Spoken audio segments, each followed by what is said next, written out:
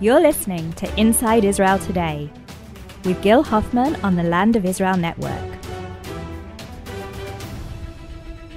Hello, good morning, and welcome to Inside Israel Today, here on the Land of Israel Network, on the landofisrael.com, where all the holidays on the Jewish calendar that take place in the fall are finally over. And it is time to get back to reality, back to life.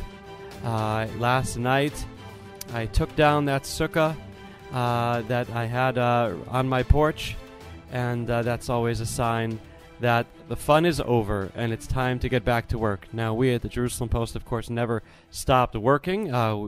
We had a newspaper every day that there wasn't a holiday, which I had to write 2-3 stories every single time. And the same is true of other media outlets here in Israel. Walla News is one of the top Hebrew websites in Israel for giving people news. And their top reporter, their diplomatic and political correspondent and analyst, is Tal Shalev. And she just came back from New York, where she accompanied Prime Minister Benjamin Netanyahu at the United Nations General Assembly. And I'm honored that she was willing on short notice to come here on Inside Israel Today on the Land of Israel Network, on the landofisrael.com. Tal, thanks for coming aboard. The honor and pleasure is mine, Gil. Thank you for having me. Okay, so you just came back from New York. We and our listeners were watching Netanyahu's performance on television. Behind the scenes, when you were with him, did he look as confident and sure of himself as he did during that speech? Well, the easy answer is yes. I think I've been following Netanyahu to the General Assembly for the past 7 years straight, and I think that I can easily say that this is probably the time where he's been he seemed most content and most confident and most sure of himself. Of course, this has been a very definitive year from Netanyahu's point of view, thanks to President Trump. This time he came to the UNGA when the Iran deal is basically void, when the embassy is moved to Jerusalem, and when all of the world knows that President Trump is Netanyahu's best friend, and that's definitely reflected in his speech and in his meetings and throughout the whole trip. But I will add one reservation, that when we left Israel a few days before the speech, Netanyahu seemed very concerned from the whole incident with the Russian warplane and the whole diplomatic situation with Russia. He did not seem very confident when we left Israel, but by the time we arrived in New York and Netanyahu started his meetings, especially with President Trump, you could see the color coming back to his cheeks, and it probably was his best performance yet in the UNGA. And you also covered the meeting between Netanyahu and Donald Trump at that United Nations General Assembly. What did you think of President Trump and how he was acting there, going back and forth, saying 2 states, but then going back on that a few hours later, and him saying that he hadn't heard until moments before about the downing of that Russian plane? I would like to say that for Israeli journalists, Netanyahu's meeting with President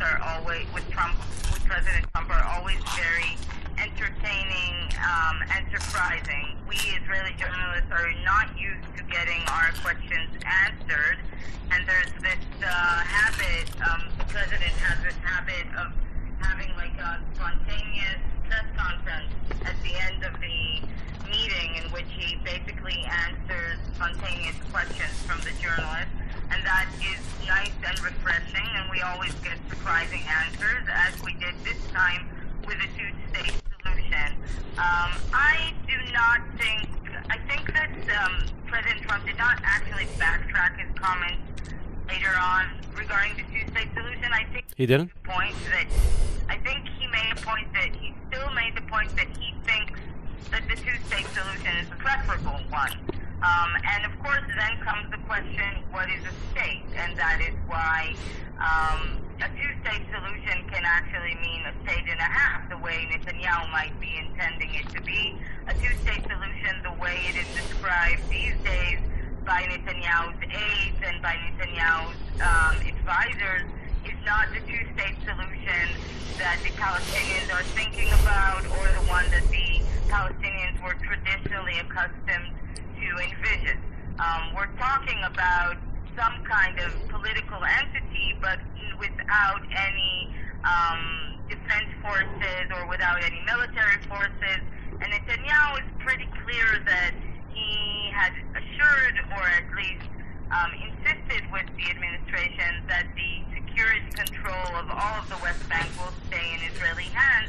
So is that the two-state solution? That's the question. That's the question that we will still be seeing. But at large, I think that President Trump has a team.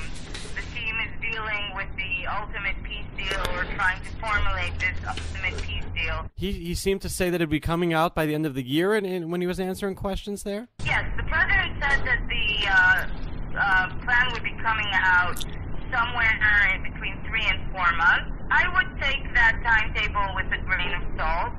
I believe that this plan will be presented, given the intimacy between Netanyahu and the Trump administration. I think it's safe to believe that this plan will be presented at the best suitable time for Netanyahu.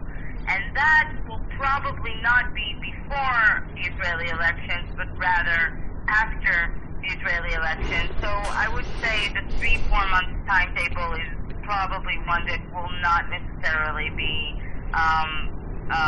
completed. But the truth of the matter is that the team is preparing to present a plan, and that this plan will, in any case, create some kind of political upheaval here in Israel, and that is something that Netanyahu needs to prepare for.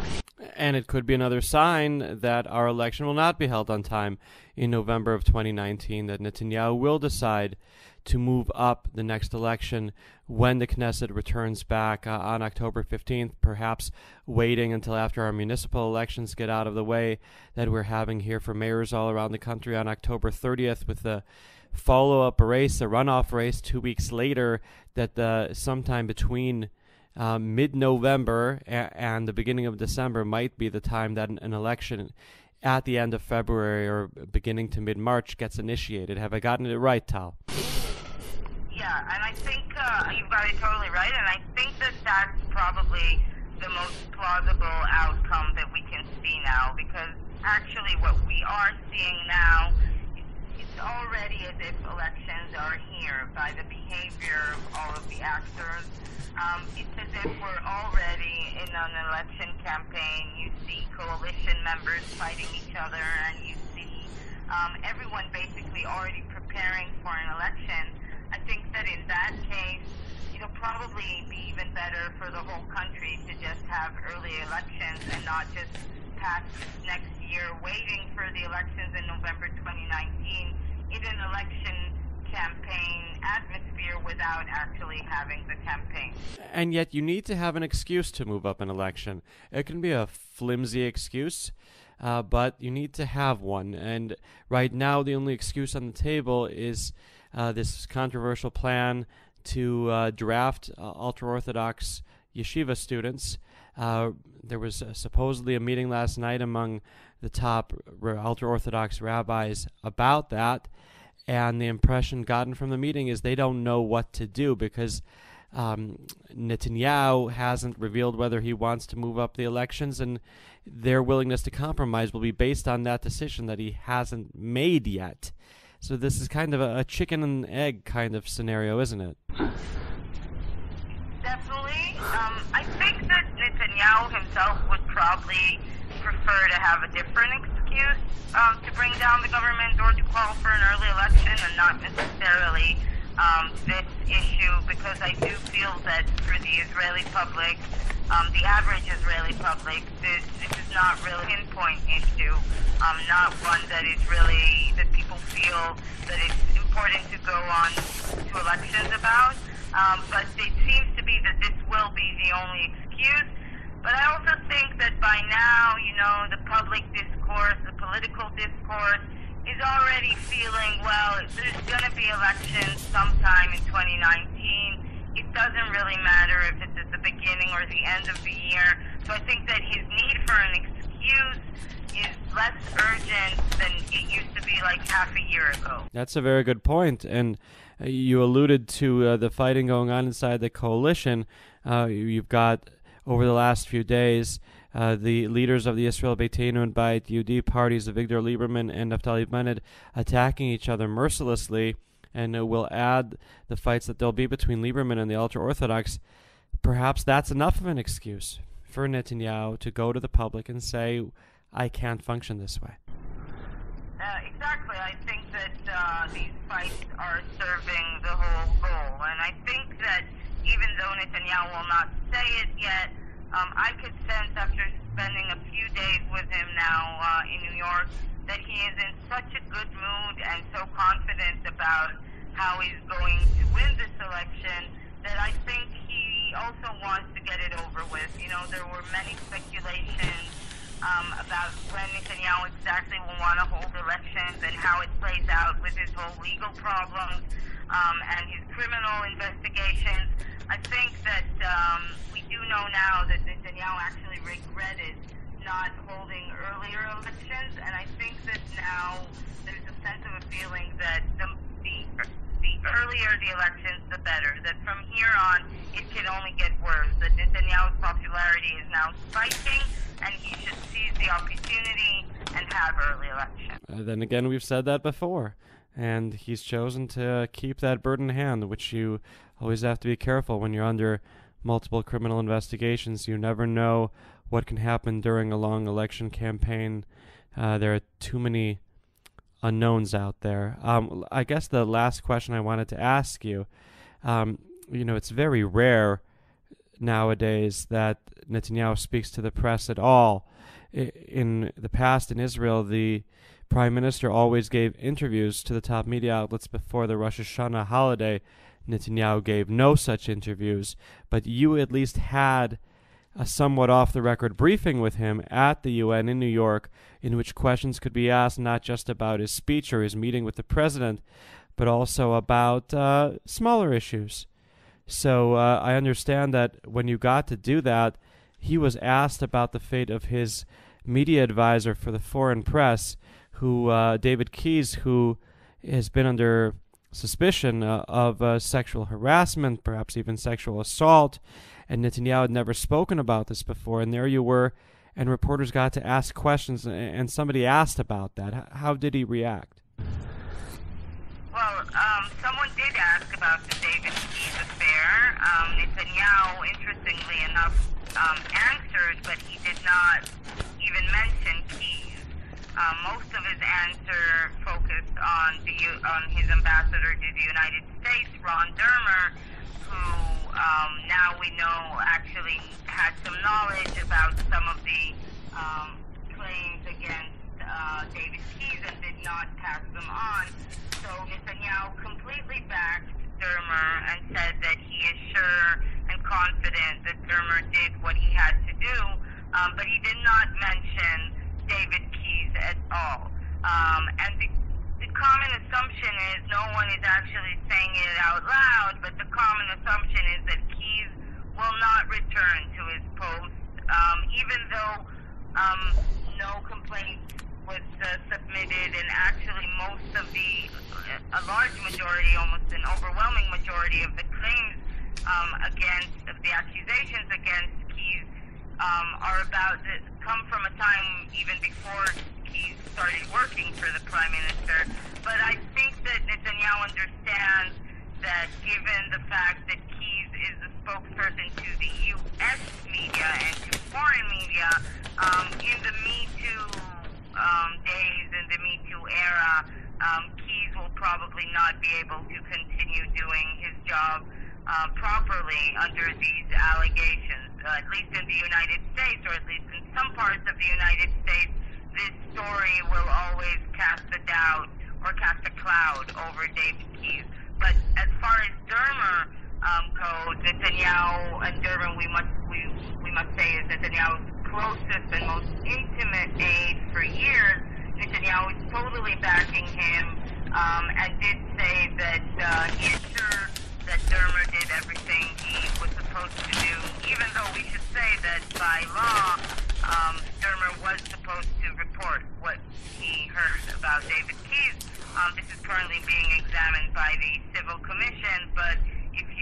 would have to bet nothing is going to happen, and this eventually will just fade out.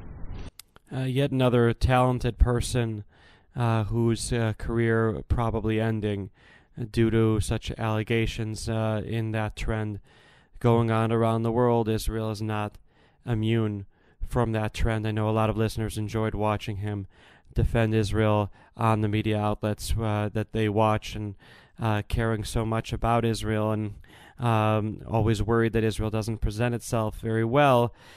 He's someone who took a more aggressive approach in defending Israel and getting out positive messages about Israel and about Netanyahu in particular that went viral online, and looks like another one bites the dust. Tal, thank you so much for your time, for coming here on Inside Israel today on the Land of Israel Network, on the landofisrael.com. And listeners, you can, if you know Hebrew, you can go to the Walla News website and read her fantastic column that she puts out pretty much every weekend, and her news articles on a day-to-day basis. Thank you, Tal. Thank you, Gil. So as you heard from Tal Shalev, listeners, we've got some tough times ahead coming up in Israel. After resting and relaxing and enjoying family time on the holidays that we've had here, Rosh Hashanah, Yom Kippur, Sukkot, Simchat Torah, now we're getting back into reality. We're going to have to be focusing on the political divides that have been dividing Israelis for a long time, but really postponed until after the holidays, postponed until the Knesset returns from its extended summer and holiday recess in another couple weeks. Perhaps things will be then postponed again, just because there are these municipal races that maybe our listeners don't care too much about, but a lot of people around the country here do. And then there'll be no more excuse to postpone things. We probably will have an election initiated sometime in November that will take place February 26th at the earliest. 2 weeks later at the latest is the timetable we're looking at right now. I think Tal made a very good point in saying that even though Trump is talking about revealing his ultimate deal peace plan by the end of the year, that it probably would instead be revealed after the election in Israel, not during it. During the election, Netanyahu will probably have to try to make himself look right-wing, and then any kind of sacrifices he'd make to the Palestinians and any kind of ultimate deal would have to be immediately after that. Perhaps even before Netanyahu forms a government, so it can be the kind of government that could implement such a deal. Then again, is there a governing coalition that can both implement the deal and stay in Netanyahu's government after an expected indictment comes on corruption charges, even on bribery? That's going to be tough. And so that's why really the next several months are going to be very exciting. They'll be among the most exciting times in Israel's political history. That indictment for the Prime Minister, the Deputy Attorney General said recently that he expects it to be in the first half of 2019. So that's going to be right around the same time as the election, perhaps right after it. People have to keep in mind that an indictment for bribery will be forthcoming shortly after that election is going to take place. Will that affect how people vote? All indications are no. But it's going to continue dominating the headlines out of here. And that's not even talking about the security situation, about the balloons, the incendiary balloons and other projectiles that have been coming out of the Gaza Strip lately, the violence that could envelop the West Bank because of the problems that the Palestinian Authority there is in right now, in part because of pressure from the Trump administration and funding that's been cut back. And then there's one thing that can happen at any moment, which is that Abbas's health is very bad. The Palestinian Authority leader, when he arrived at the UN General Assembly, the people watching him said, "Wow, he looks awful.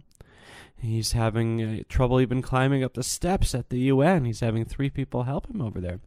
Then very bitter speech that he made at the UN General Assembly, in which he accused Israel of a lot of different things, but certainly didn't look like he was willing to be making any concessions to help his people anytime soon. Did not give a lot of hope that he's going to be the man who can move a peace process forward. So, ladies and gentlemen, stay tuned to Jerusalem Post, www.jpost.com, and to the Land of Israel Network on thelandofisrael.com for all the action and excitement as there will be over the next several months. Thank you, and shalom from Jerusalem. Bye-bye.